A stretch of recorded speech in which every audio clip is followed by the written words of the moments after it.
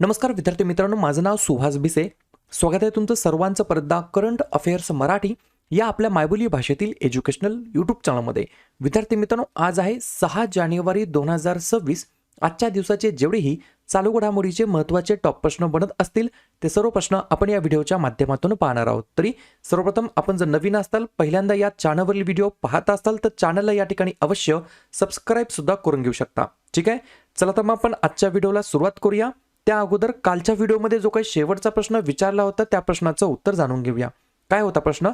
कोणत्या देशाने अलीकडेच COP17 परिषदेचा अधिकृत लोगो या ठिकाणी लॉन्च केलेला आहे?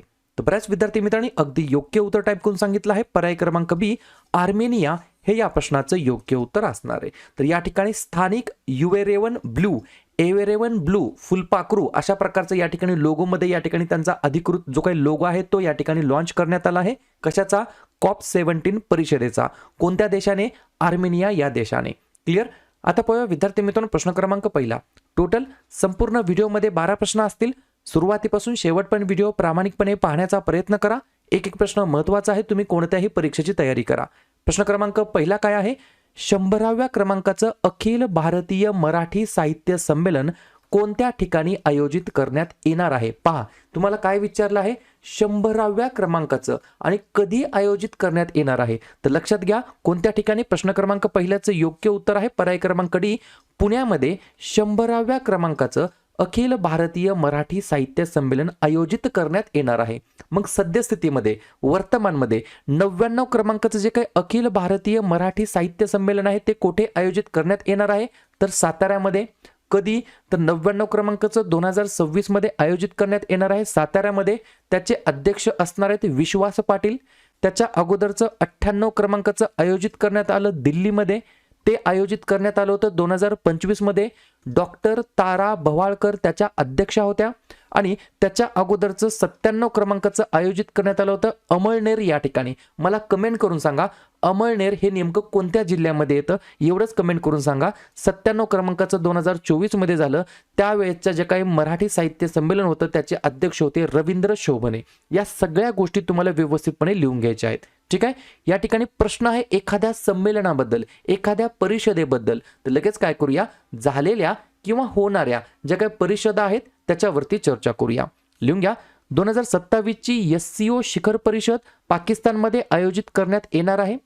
AI इम्पॅक्ट समिट 2026 भारतामध्ये. विज्ञान शिखर परिषद 2025 न्यूयॉर्क अमेरिका या ठिकाणी. भारतामध्ये 12वी शाश्वत पर्वतीय विकास शिखर परिषद डेहराडूनमध्ये. 11वी जागतिक हरित अर्थव्यवस्था शिखर परिषद दुबईमध्ये. आशिया पॅसिफिक आर्थिक सहकार्य शिखर परिषद दक्षिण कोरिया या ठिकाणी. 22वे आशियान भारत शिखर परिषद क्वालालंपूर मलेशिया या ठिकाणी. 2025 ची जागतिक दूरसंचार विकास परिषद बाकू अझरबैजान या ठिकाणी. 20वे विद्रोही मराठी साहित्य संमेलन 2026 नांदेडमध्ये. आणि 100वे अखिल भारतीय मराठी साहित्य संमेलन पुण्यामध्ये या ठिकाणी होणार आहे. ही देखील गोष्ट तुम्हाला लक्षात ठेवायची आहे. कंबाईन बीचा जो काही पेपर झाला त्याच्यामध्ये पैकीच्या पैकी नाही परंतु 7 ते 8 प्रश्न आपल्या इयरबुकच्या माध्यमातून आणि आपल्या यूट्यूब चॅनलच्या दररोजच्या व्हिडिओच्या कंटेंटमधून या ठिकाणी प्रश्न आलेले आहेत. ही गोष्ट तुम्हाला लक्षात ठेवायची आहे. आपल्या चॅनलवरती या ठिकाणी मॅक्झिमम मुलं सध्या या ठिकाणी पोलीस भरतीचे आहेत. मी तुम्हाला सगळ्यांना या ठिकाणी हक्काने सांगेल, प्रत्येक पोलीस भरती तयारी करणाऱ्या विद्यार्थ्यांकडे आपल्या चॅनलची इयरबुक आणि जोपर्यंत तुमची पोलीस भरतीची परीक्षा होत नाही तोपर्यंत दररोजचे व्हिडिओ तुम्ही अवश्य पाहण्याचा प्रयत्न करा. आपली इयरबुक पाहिजे असेल तर या ठिकाणी फोन पे, गुगल पे ओपन करा. हा QR कोड स्कॅन करा. 99 रुपयाचं पेमेंट करा आणि त्याचा स्क्रीनशॉट 96 730 58 600 या व्हॉट्सअप नंबरला स्क्रीनशॉट पाठवा. ही गोष्ट तुम्हाला लक्षात ठेवायची आहे. बरेच प्रश्न तुम्हाला येणाऱ्या परीक्षेमध्ये बघायला मिळणार आहेत, याची मी तुम्हाला शाश्वती देतो. पुढचा प्रश्न, प्रश्न क्रमांक दुसरा. अजून एक गोष्ट, पेमेंट केल्याच्या नंतर थोडंसं 15, 20, 25 मिनिट थोडंसं वाट बघा. तुम्हाला PDF नक्की दिली जाईल. 2 नंबरचा प्रश्न लिहून घ्या. इफ्को साहित्य सन्मान 2025 कोणाला देण्यात आलेला आहे? 2 नंबरच्या प्रश्नाचं योग्य उत्तर आहे पर्याय क्रमांक सी, मैत्रेयी पुष्पा असं त्यांचं नाव आहे. काय नाव आहे? मैत्रेयी पुष्पा असं त्यांचं नाव आहे. इफ्को साहित्य सन्मान 2025 ने त्यांना सन्मानित करण्यात आलं. सर्वप्रथम इफ्कोचा फुल फॉर्म काय? Indian farmers fertiliser cooperative limited. Hindi साहित्यातील त्यांच्या उल्लेखनीय योगदानाबद्दल, विशेषतः ग्रामीण समाज आणि कृषी वास्तवाचे सूक्ष्म चित्रण केल्याबद्दल त्यांना या पुरस्काराने सन्मानित करण्यात आलं आहे. 2011 मध्ये हा सन्मान या ठिकाणी स्थापन करण्यात आला. इफ्को साहित्य सन्मान दरवर्षी अशा हिंदी लेखकाला दिला जातो ज्याचे साहित्यिक कार्य ग्रामीण आणि कृषी जीवनाचे अर्थपूर्ण प्रतिबिंबित करतं. गोष्टी समजल्या? ठीक आहे. प्रश्न आहे एखाद्या पुरस्काराबद्दल. लगेच काय करूया, वेगवेगळ्या क्षेत्रातील लोकांच्या वेगवेगळ्या दिलेल्या योगदानाबद्दल जे पुरस्कार दिले जातात त्याच्यावरती चर्चा करूया. मी बऱ्याच वेळेला सांगतो, तुम्ही अभ्यास किती करता हे खरंच बिलकुल महत्त्वाचं नाहीये, परंतु केलेल्या अभ्यासावरती परत परत परत परत परत परत किती वेळा रिव्हिजन मारता हे महत्त्वाचं ठरणार आहे. लिहून घ्या. 58व्या क्रमांकाचा ज्ञानपीठ पुरस्कार जगद्गुरू रामभद्राचार्य यांना देण्यात आला. 2025चा जागतिक अन्न पुरस्कार मारियांगेला हंग्रिया यांना देण्यात आला. 2025चा आंतरराष्ट्रीय बुकर पुरस्कार बानू मुश्ताक यांना देण्यात आला. वर्षातील सर्वोत्तम ग्रीन ट्रान्सपोर्टर पुरस्कार दिल्ली मेट्रोला. सर्वात प्रभावशाली पर्यावरणवादी पुरस्कार आचार्य प्रशांत यांना. 2024चा मातृभूमी साहित्य पुरस्कार सारा जोसेफ यांना. बाल साहित्य पुरस्कार सुरेश सावंत यांना. 2025चा मानसिक आरोग्य पुरस्कार सायमा वाजेद यांना.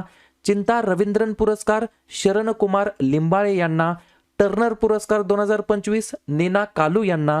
आणि इफ्को साहित्य सन्मान 2025 मैत्रेयी पुष्पा यांना या ठिकाणी देण्यात आलेला आहे. पुढचा प्रश्न, प्रश्न क्रमांक 3, भारतीय अन्न महामंडळाचे नवीन अध्यक्ष आणि व्यवस्थापकीय संचालक म्हणून कोणाची नियुक्ती करण्यात आलेली आहे? 3 नंबरच्या प्रश्नाचं योग्य उत्तर आहे पर्याय क्रमांक बी, रवींद्र कुमार अग्रवाल असं त्यांचं नाव आहे. काय नाव आहे? रवींद्र कुमार अग्रवाल असं त्यांचं नाव आहे. FCIचे नवीन अध्यक्ष, भारतीय अन्न महामंडळाचे नवीन अध्यक्ष आणि व्यवस्थापकीय संचालक म्हणून त्यांची नियुक्ती करण्यात आली आहे. प्रश्न आहे नियुक्ती संदर्भात, तर लगेच नवनवीन नियुक्त्यांबद्दल चर्चा करूया. लिहून घ्या. भारतीय क्रिकेट संघटनेचे अध्यक्ष बनलेत शांता रंगास्वामी. असोचॅमचे नवीन अध्यक्ष बनलेत निर्मल कुमार मिंडा. 8व्या वेतन आयोगाचे अध्यक्ष बनलेत रंजना प्रकाश देसाई. आंतरराष्ट्रीय मोटार वाहन उत्पादक संघटनेचे अध्यक्ष बनलेत शैलेश चंद्र. BWF ॲथलेटिक्स कमिशनच्या अध्यक्षपदी PV सिंधू. महाराष्ट्र लोकसेवेचे आयोगाचे अध्यक्ष बनलेत विवेक भीमनवार. MPSCचे नवीन सचिव बनलेत महेंद्र हरपाळकर. राष्ट्रीय तपास यंत्रणेचे महासंचालक बनलेत राकेश अग्रवाल. इंदिरा गांधी अणुसंशोधन केंद्राचे नवीन संचालक बनलेत श्रीकुमार जी पिल्लई. आणि भारतीय अन्न महामंडळाचे अध्यक्ष आणि व्यवस्थापकीय संचालक बनलेत रवींद्र कुमार अग्रवाल असं त्यांचं नाव आहे.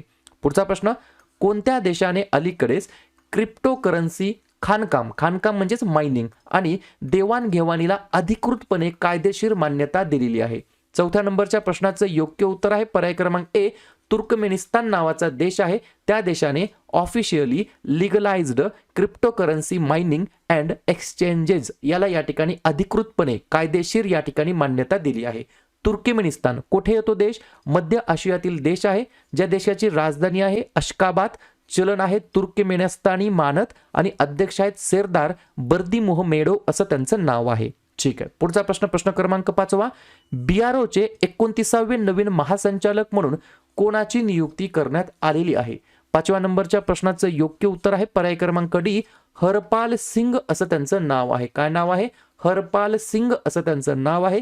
BROचे नवीन 29व्या क्रमांकाचे या ठिकाणी महासंचालक म्हणून त्यांची नियुक्ती करण्यात आली आहे.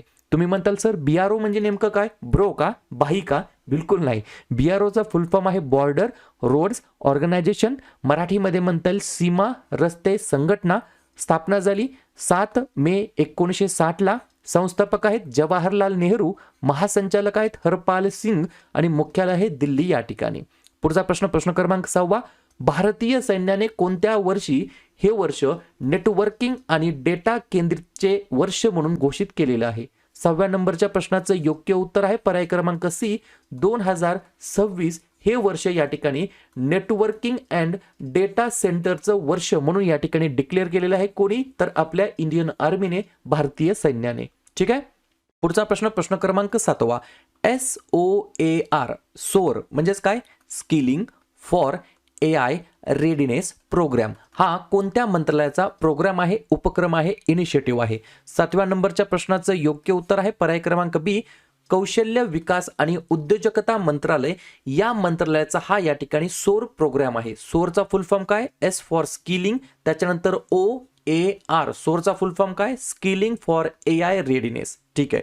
या कार्यक्रमाचा उद्देश शालेय शिक्षण आणि प्रशिक्षण प्रणालींमध्ये कृत्रिम बुद्धिमत्ता शिक्षणाचा समावेश करणे या उद्देशाने हा या ठिकाणी स्किलिंग फॉर AI रेडिनेस नावाचा प्रोग्राम कौशल्य विकास आणि उद्योजकता मंत्रालयाच्या द्वारे सुरू करण्यात आलेला हा उपक्रम आहे. ठीक आहे. पुढचा प्रश्न, प्रश्न क्रमांक 8वा, गुवाहाटीपासून सुरू होणारी भारतातील पहिली वंदे भारत स्लीपर ट्रेन कोणत्या 2 शहरांमध्ये धावणार आहे? अत्यंत महत्वाचा प्रश्न आहे.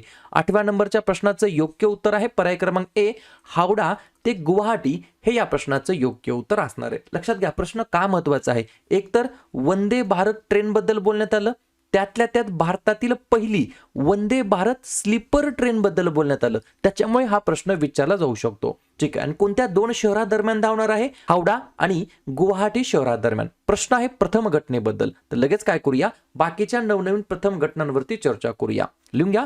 मुलांसाठी डिजिटल हेल्थ कार्ड बनवणारे पहिले राज्य Uttar Pradesh, right to walk लागू करणारे पहिले राज्य पंजाब, आदिवासींचा विश्वकोश प्रसिद्ध करणारे पहिले राज्य ओडिसा, जगातील पहिला बांबू क्रॅश बॅरियर महाराष्ट्रामध्ये, पहिली वर्तणूक प्रयोगशाळा राजस्थानमध्ये, जल बजेट स्वीकारणारे पहिले राज्य केरळ, पहिला हायड्रोजन तंत्रज्ञान प्रकल्प झारखंडमध्ये, पहिले अत्याधुनिक छोटे प्राणी रुग्णालय मुंबईमध्ये आणि पहिली वंदे भारत स्लीपर ट्रेन गुवाहाटी म्हणजेच आसाममधून, हावडा म्हणजेच पश्चिम बंगालमधील शहर या 2 प्रमुख शहरादरम्यान या ठिकाणी धावणार आहे.